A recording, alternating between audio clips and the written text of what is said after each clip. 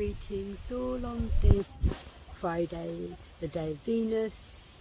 Here I am at Kew Gardens, a site of economic, botanical, loot and colonial symbolism, really. Botanical colonial symbolism. Being here is a really sort of strange place because it's a place of sort of so much wonder and beauty coupled with horror, distaste and control. Today, the herb of the day, or the herb of the week, or the herb of the month, or the herb of the year is mugwort. Mugwort means for your mug. Here's my mug today of my mugwort in hot water, which I'm brewing to talk about. And here is the large area of mugwort at Kew. Its name is Artemisia vulgaris, and Artemisia is named after Artemis, and Artemis in Greek mythology or Greek folklore was the goddess who was born a day before her twin and helped to deliver him and was his protector, and therefore she symbolises the goddess of midwifery, birth, chastity, childbirth, hunting, the protector of animals, the wilderness, the goddess of the moon. And she's accompanied by the Ceryneian hind, who is a huge female deer. The pharmaceutical name for mugwort is Artemisiae vulgaris herba, or herba Artemisiae vulgaris. Older names is Mater herbarium, which is Latin, and it meant mother of herbs. Valentina, and also Singulum Sancti Johannis was I probably pronounced it incorrectly. Other European names include cronewort, motherwort, but not to be mistaken for Leonoris cardiaca, apple pie, fat hen, St John's plant, and that's not to be mistaken with St John's wort, green ginger, sailor's tobacco, armoire, couronne de Saint-Jean, Herbalistin Gao. I don't know how you pronounce that, it's French, my attempt at French. And then I can't even try and pronounce the German. I'll get someone later to say it and then I will add it in.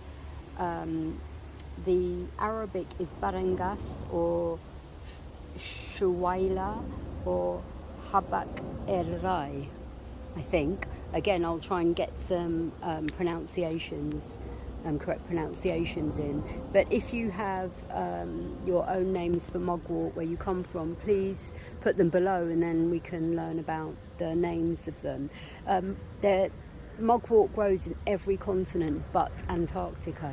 So everybody watching this, apart from in Antarctica, will have probably ancestral and traditional knowledge about this plant. Artemis is often portrayed as having 1,000 breasts, so I guess that meant that she was very giving and, you know, very full of nourishment, I would guess. So mugwort's a common name for several species of Artemisia vulgaris, and actually preparing for this video and reading over the last 2 weeks, I didn't realise there were really just that many species of or variations, cultivars of mugwort. And the star Ursa Major in the constellation of the Great Bear also represents Artemis, who protects the Axis Mundi, which is the point where the pole star is in the sky. Out of all the mugworts around the world, there's great variation, a bit like what I said in the yarrow video, depending on where they grow and depending on their ploidy, it affects the chemical constituents of the plant, and even amongst the same plant and same ploidy, the chemical composition is highly variable in this plant, and it's so variable that taxonomists have disputed typing and naming the plant due to the wide varieties and disparities in ploidy and chemical components. And ploidy refers to the set of chromosomes in a cell, which I mentioned in the recent Yarrow video. In medieval England, mugwort has been associated with witchcraft, protecting the home from lightning strikes. Its harvest time is June to August, and it can grow to about 2 meters tall and 75 centimeters wide, and when it's crushed, it's aromatic.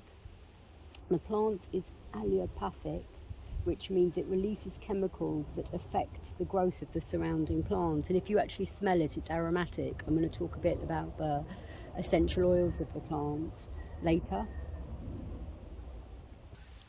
Let's have a look at the plant a bit closer to just work out identification.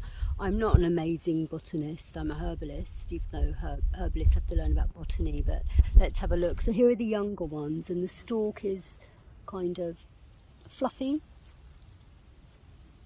fuzzy and fluffy, and the backs of the leaves are silver, and the leaves are alternate, so they're not opposite each other, and they're lighter green, the baby leaves, and then the older leaves have a much sort of deeper green colour. To be honest, these ones are really light. Often they've got a kind of almost a blue green colour, and the older stems lose the fluffiness and have a red tinge. I don't know if you can see that red tinge, and that red tinge is one of the signatures of the plant, and signatures are basically signs that can help you mind map the plant. Or in the olden days, the doctrine of signatures, they believed that, you know, divine forces showed us shapes or signs in the plant that told us what it does for our body, like walnut helping the brain, which it does. There are loads of signatures. The baby leaves are very, very lobed, and then the older leaves become less lobed and more kind of spiky. And in a few weeks, these are going to have beautiful kind of, they're called achene or achene flowers. I don't know how you pronounce it. Herbs of Venus like elderflower, thyme, coltsfoot, lady's mantle and vervain are all plentiful, and that's why you'll see on my YouTube channel that most of the herbs I end up doing are herbs of Venus, because they're the most plentiful, and their humour tends to be phlegmatic. Often the function of Venetian herbs is for expulsion and cold and moist. And herbs of Venus have affinity for water elements, the womb, sometimes epithelial tissue, the kidneys, and some have affinity to the throat. They are clearing and expulsive, and mugwort's particularly expulsive of the womb. So it's often contraindicated in the first trimester of pregnancy particularly. Not that I'd use it at all in pregnancy, but we'll talk more about that later. Mugwort is specifically linked to the blood, the third eye chakra. It's actually hot and dry, phlegmatic and expansive. It moves chi in stagnated areas. So mugwort is an aromatic plant, which means it contains essential oils, and I think sometimes the plant can contain up to 2% of essential oils, and I'm going to talk about them a bit more later. So the main chemical components in the plant are sesquiterpene lactones, which are quite bitter, including xylotanic acid, vulgarin, artemisinin. Artemisinin is also in other Artemisia plants, and it was studied extensively and isolated in 1972 by Tu Yu Yu who later got the Nobel Scientific Prize in, I think, 1985 for the studies on artemisinin on treated uncomplicated malaria. And then I think they also use other extracts from a different Artemisia annua, called artenosate for complicated malaria. But so chemicals in this plant also are used for fevers and to treat malaria. It's got some amazing essential oils in it, including 1,8-cineol, Sabian, camphor type essential oils, camphene, carophyllines and thujones, and I'll talk a bit more about those on their own later. It also has flavonoid and flavonoid derivatives like the glucosides of flavonoids, and this bit of the talk is more for herbalists and people who are interested in plant science. Just ignore this bit because it's just lots of technical words. But other chemicals include apigenin, phenolic acids, vitexin, scopoletin, umbelliferone, and esculin, which are coumarins. The sterols in the plant include sitosterol and stigmasterol. It has polyacetylines, carotenoids, vitamin C. It's got the cyanogenic glycoside called prunicin, and when looking at the Public Library of Medicine, studies confirm that the herb is antioxidant, hepatoprotective, which means it protects the liver. It's spasmolytic, which means it cuts down the severity of spasms. It's anti-nociceptive, which means it alters the way pain is perceived in a less severe way, basically. It has chemicals that are estrogenic.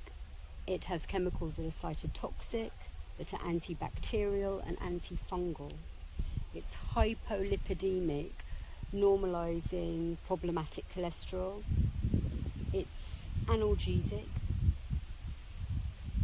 It's a menstrual regulator, particularly for those who have delayed periods and have scanty periods, don't bleed enough. But it's also normalizing for people that have clotting periods as well. It's a digestive bitter, which I'll talk more about. It's an emmenagogue, which means it brings on the periods but also stimulates the uterus to expel its contents. It's used as a food to flavour drinks. It's used in incense. It's used to make moxibustion sticks, but it's a slightly different Chinese variety, which we'll talk about later. And the essential oils in the plant kill certain insects at their pupae stage, and it's also a nervine tonic. The bitter sesquiterpene lactones in the plant probably contribute to the sort of protective nature against mammals and certain insects. But this bitter principle that I mentioned aids digestion, it's antiparasitic and expels worms. Most cultures have some kind of bitters used to sort of strengthen the body's digestion and resistance to disease. Often there are bitter barks, there's Angostura bitters, Swedish bitters, there are African bitters and Caribbean bitters. We have bitter receptors on our tongue that stimulates a cascade of digestive responses, but there's also non-oral bitter receptors in the lung that affects our cough reflex, and there are probably bitter reflexes in places that we don't even know, like bitter receptors. When we are sort of chronically stressed, we don't produce enough digestive secretion, and not only does mugwort help with digestive secretions, but it also helps with chronic stress. It also helps with regulating blood sugar and craving for blood sugars that are brought on by cortisol and chronic stress. Some traditional uses of the herb are for tremor, for early stages of a cold, as an appetite stimulant for those with anorexia. That means lack of appetite. For pinworms, for sleepwalking. In homeopathy, they talk about sleepwalking and not remembering what you did the night before, that it's the mother tincture's used for that. It's used for malaria, for states of paranoia, and for fear of illness. There are a few species of mugwort in Chinese medicine. One is Ai Sao and one is Ai Yi. And I think the Ai Yi